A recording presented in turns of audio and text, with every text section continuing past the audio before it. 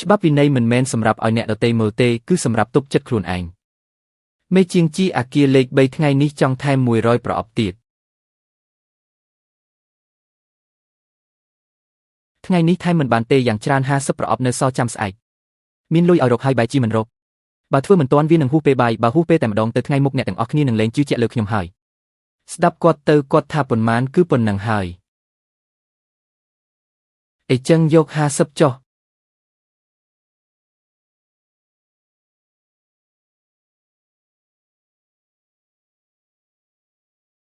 នេះមិនមែនជាជាងហ៊ានដែលធ្លាប់ដណ្ដើមមួយបាយប្រអប់ទេហេ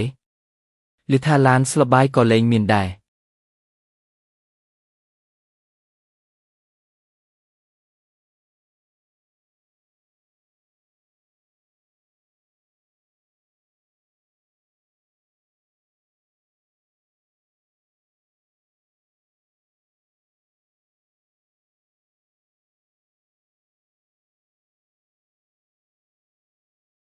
ជីឆាងអាន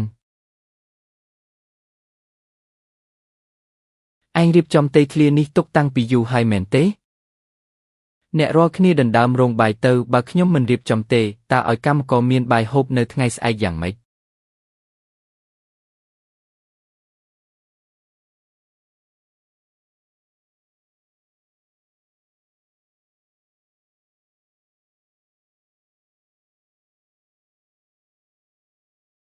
ថ្លៃជួលរោងថ្ងៃនេះខ្ញុំរកមិនបានទេសុំពន្យាពេលមួយថ្ងៃទៀតចុះមិនមែនខ្ញុំមិនយកទេតែផ្សែងចង្ក្រានរបស់ឯងធ្វើឲ្យខូចជញ្ជាំងអស់ហើយថែមទាំងជំពាក់ថ្លៃទឹកទៀតខ្ញុំនឹងសងគ្រប់ចំនួនរើចេញយប់នេះទៅរបស់ខ្ញុំនៅទីនេះនៅឡើយទេព្រឹកស្អែកខ្ញុំនឹងបដូរសថ្មី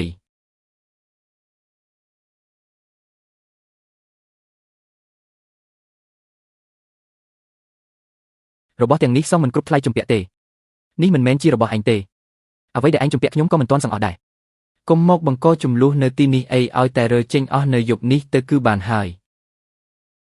យប់ស្អែកមានការរៀបចំអាហារសម្រាប់ថៅកែសំណងម្នាក់ត្រូវការមេចុងភើម្នាក់បើឯងព្រមទៅថ្លៃពលកម្មអាចកាត់កងថ្លៃជំពាក់បាន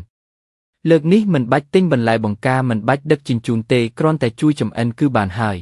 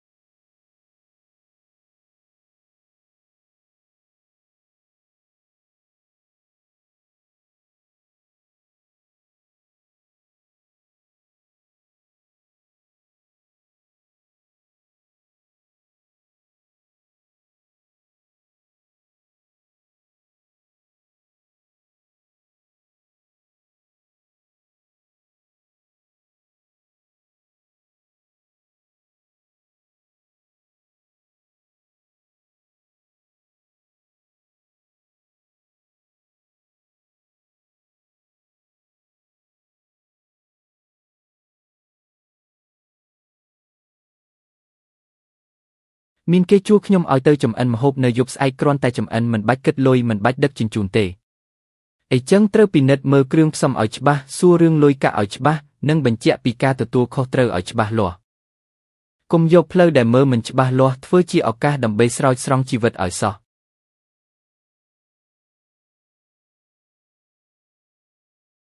ចូលទៅចុះគ្រាន់តែធ្វើម្ហូបពីរតោសម្រាប់ថៅកែសំណងប៉ុណ្ណោះតើអ្នកណាជាអ្នកទិញបន្លែសាច់អ្នកណាជាអ្នកទូទាត់លុយហើយបើមានបញ្ហាតើអ្នកណាជាអ្នកទទួលខុសត្រូវឆ្លាតជាងមុនហើយតើឯងជាជាងហ៊ានមែនទេកុំសួរច្រើនពេកអីគ្រឿងផ្សំនៅខាងក្នុងអស់ហើយធ្វើតែឲ្យឆ្ងាញ់ទៅខ្ញុំនឹងឲ្យ200សរសេរឲ្យច្បាស់សិនមកខ្ញុំគ្រាន់តែជាអ្នកចម្អិនប៉ុណ្ណោះបានអីចឹងទៅសរសេរលិខិតបញ្ជាក់នៅក្នុងផ្ទះបាយទៅ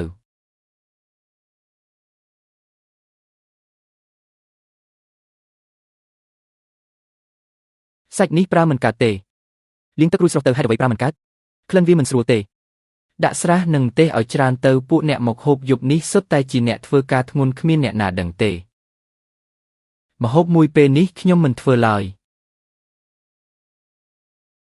បើឯងឈប់ធ្វើឥឡូវនេះតើឲ្យខ្ញុំទៅរកអ្នកណាមកជំនួស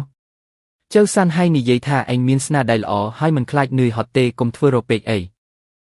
នេះជាលុយសរសេរឲ្យច្បាស់មកថាឯងមកជួយចំអិននៅយប់នេះថ្លៃឈ្នួល200នេះមិនត្រឹមត្រូវទេបើឯងមិនព្រមចុះហត្ថលេខាក៏បានដែរតែបើភ្ញៀវបដិសេធមិនហូបការខាតបង់ទាំងអស់គឺឯងជាអ្នកទទួលខុសត្រូវគ្រឿងផ្សំជារបស់ឯងមនុស្សក៏ឯងជាអ្នកអញ្ជើញមកដែរមិនមែនខ្ញុំទេតែឯងជាចុងភៅ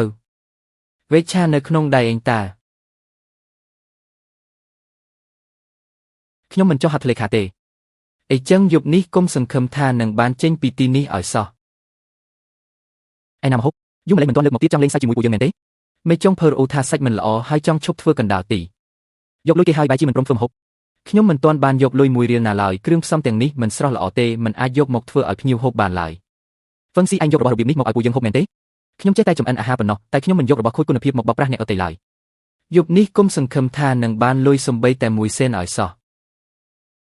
បាក់លុយឲ្យខ្ញុំមកអញធ្វើឲ្យខូចកម្មវិធីបាយរបស់ខ្ញុំអស់ហើយនៅមានមុខមកទាលុយទៀតខ្ញុំមិនបានប្រាប់ឲ្យអញយកសាច់ខូចមកឲ្យខ្ញុំធ្វើម្ហូបឯណាគុំធ្វើពុតជាស្អាតស្អំពេកអីបើអញពិតជាមានវិន័យមែននោះតើត្រូវធ្លាក់ខ្លួនដល់ថ្នាក់បាត់បង់ទាំងរទេះលក់ដូរដែរមែនទេជាងហ៊ានការងារមិនបានសម្រេចអីចឹងគ្មានលុយឲ្យទេអញដឹងមុនហើយមែនទេថាសាច់នោះមានបញ្ហាខ្ញុំគ្រាន់តែជាអ្នកណែនាំការងារប៉ុណ្ណោះមិនគ្រប់គ្រងរឿងក្នុងផ្ទះបាយឡើយ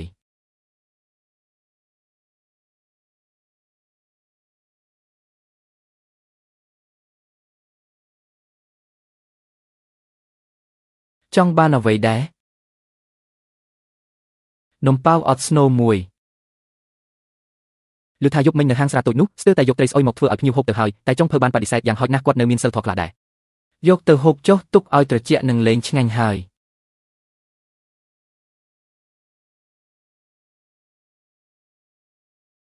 កម្មវិធីបាយរួចរាល់ហើយមែនទេគ្រឿងផ្សំខូចអស់ហើយខ្ញុំមិនបានធ្វើឡើយចុះលុយកាក់វិញអស់ហើយយ៉ាងហោចណាស់ក៏មិនបាច់ទទួលខុសត្រូវចំពោះកំហុសគេដែរឆាងអានតាមមកពីខ្ញុំមើលឃើញផ្លូវជីវិតនេះងាយស្រួលពេកមែនទេមិនមែនឯងមើលឃើញងាយស្រួលពេកទេគឺឯងមើលឃើញតែឆ្នាំងបាយនៅចំពោះមុខប៉ុណ្ណោះខ្ញុំឲ្យឯងច្រកបាយប្រអប់ឯងហ៊ានលួចយកបញ្ជីដឹកជញ្ជូនរបស់ខ្ញុំមែនទេខ្ញុំគ្រាន់តែចង់បាន1 2 3ទៀតប៉ុណ្ណោះតើឯងធ្វើច្រិតបែបណានៅកន្លែងហានខ្ញុំមិនខ្វល់ទេតែមកដល់កន្លែងខ្ញុំហើយនៅចង់ប្រើល្បិចដណ្ដើមមួយទៀតចេញទៅមើលស្អីនឹងមេជាងជីសំណាងហើយដែលលោកបានរំលឹកខ្ញុំពីមុនថាមិនត្រូវឲ្យកម្មករជួយការងារប៉ះពាល់បញ្ជីដឹកជញ្ជូនឡើយ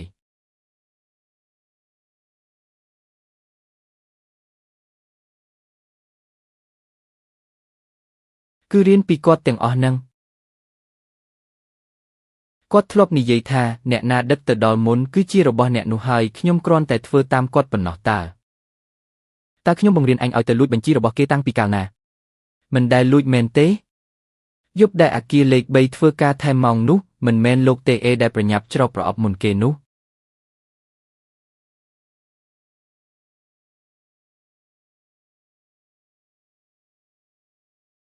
ទុកបញ្ជីនេះឲ្យបានល្អទៅកុំឲ្យគេយកទៅនិយាយផ្ដេសផ្ដាសទៀត